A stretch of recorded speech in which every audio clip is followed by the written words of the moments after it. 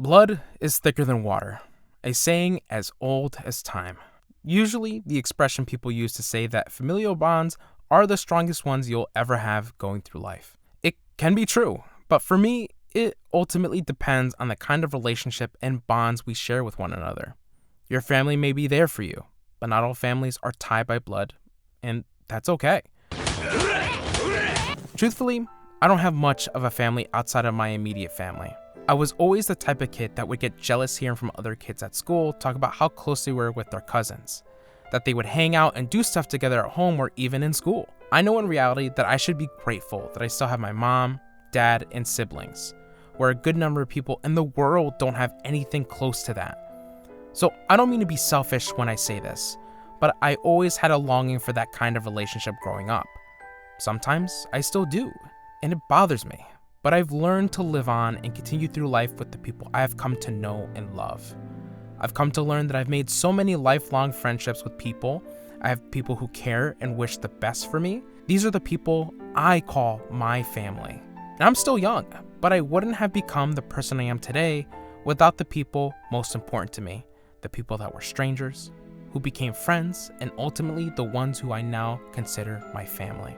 This is basically the story of the Yakuza's Guide to Babysitting.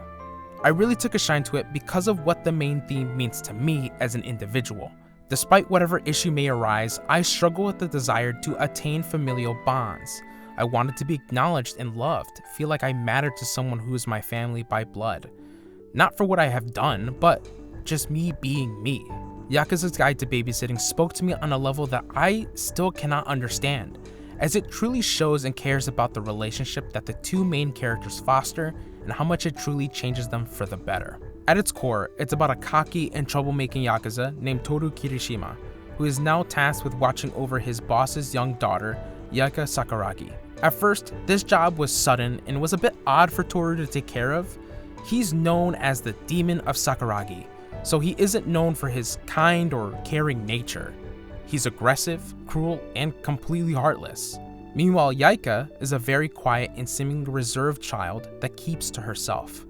Knowing the kind of family she has, she knows to not ask or expect much in terms of what the family can do for her. Despite knowing this to be the case, she is still a child who wants someone she sees as family to be there for her.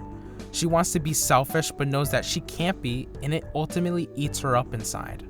A young and irresponsible Yakuza babysitting the boss's quiet daughter. What could possibly go wrong? Everything. And I mean this in the absolutely best way possible. This anime showcases a story that over time, anyone can be your family even if they aren't related by blood.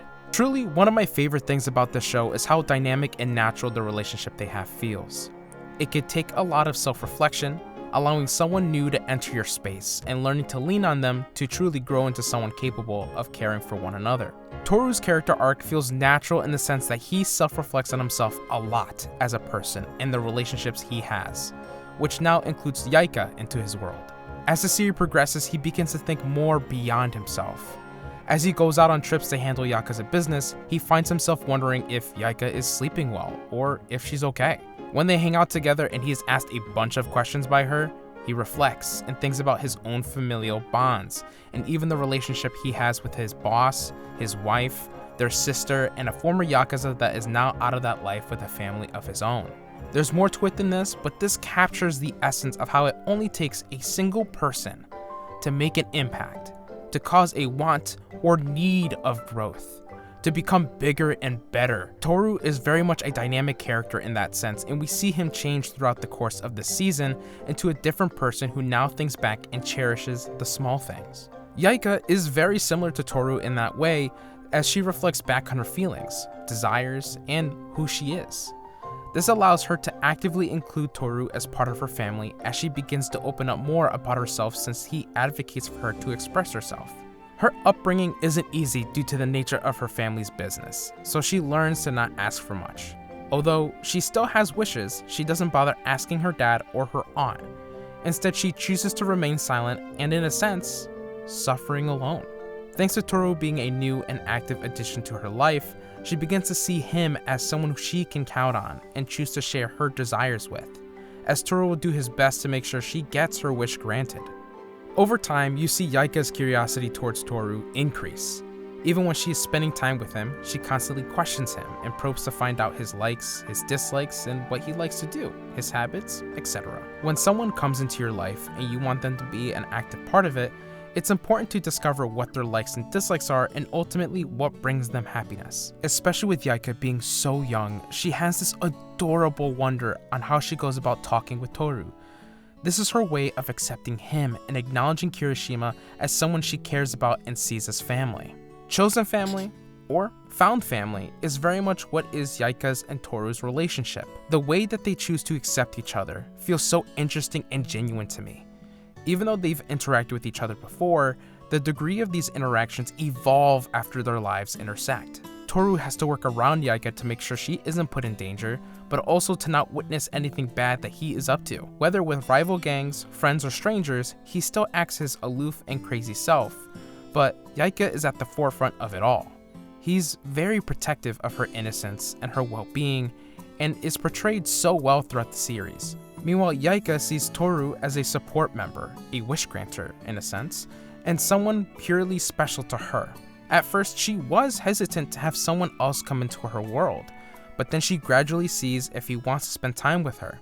Each time she reaches out, he usually always reaches back out to her, which allows her to feel acknowledged, safe, and knows that Toru will be there for her. Whenever Yaika is troubled, Toru gives her advice and helps her process these feelings. If Yaika wants something, she'll ask and Toru will do his best to deliver. Each time, Toru does what he can to make sure that Yaika is happy and taken care of. Yaika reciprocates as she loves sharing in new experiences with Toru and makes sure he's okay too. Yaika usually has a good read on Toru too, as she begins to befriend him more. It's all extremely heartwarming that I can't help but smile to see how realistic the growth of their bond is with one another. Things aren't perfect, nothing ever is, but they do so well to reach each other in the middle. I think that's what I love most about this anime. Despite the goofiness, the fun and cute moments, and even the sadder and depressing moments, the growth, the emotions, the care for each other. This all feels so real to me. I connect with Yakuza's Guide to Babysitting so well based on how it focuses on the building blocks of the found family relationship and the progression of it. The story takes care of understanding how to progress this relationship naturally, where it feels authentic without feeling pushy. Both Yaika and Toru aren't used to each other and didn't become best friends right away. It takes time, it takes effort, and it can become awkward. Yaika needed time to learn that she can lean on Toru as a newfound friend and family support member, while Toru gradually became more aware of his actions and became more focused on someone else other than himself. The story uses self-reflection and emotions very well to convey the theme of found family. Throughout the course of the anime, I constantly found myself in a state of my own self-reflection, looking back at my own experiences through life and the found families I have become a part of. I can relate to the feelings of wanting to be a better person or understanding why someone would want to push themselves out of a relationship based on the idea of not being good enough or to prevent the other person from being hurt. It made me reflect on those moments that I have experienced before.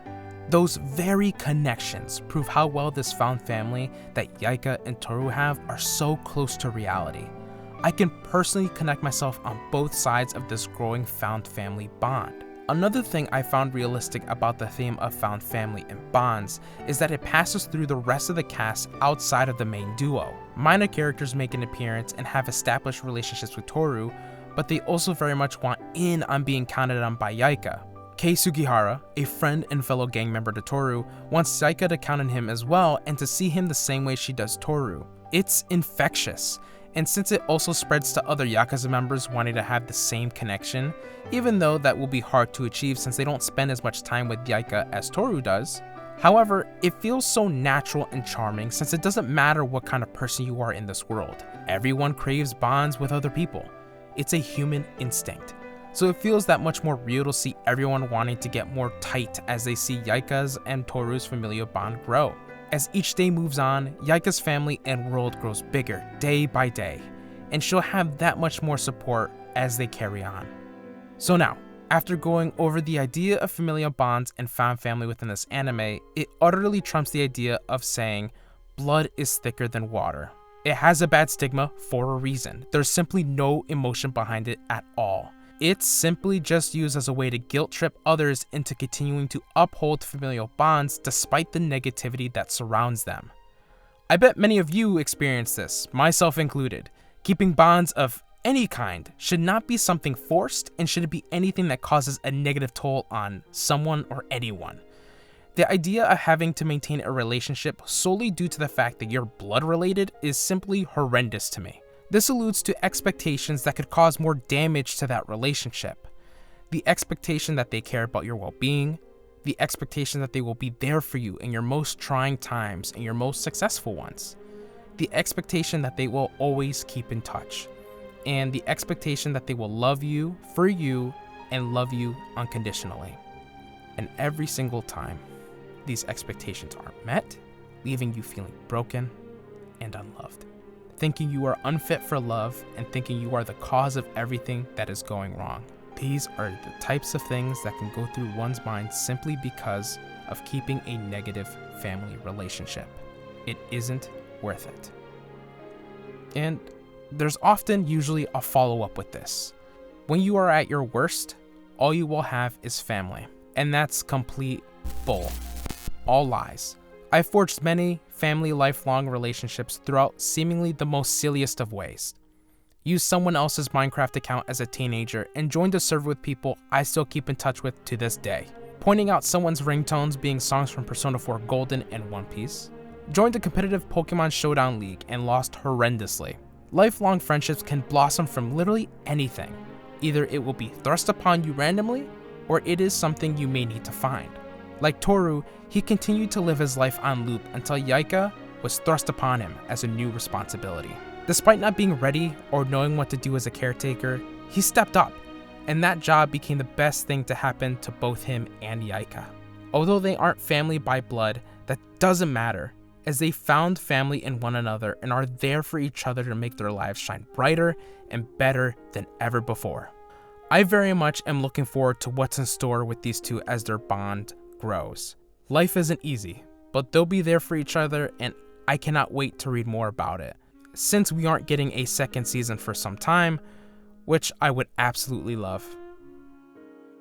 Each other, to let go of the past and simply be family. Blood is blood. Family is a choice.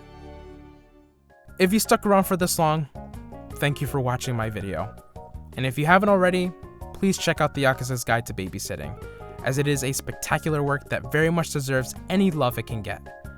I very much enjoyed my time with it, and it is definitely one of my favorite anime of all time, which is why I had to talk about it today. I left it largely spoiler-free from what I could talk about, but there's so much more to love about it. I truly hope that if you give it a try, that you enjoy it as much as I did, if not more. Thank you all, and take care.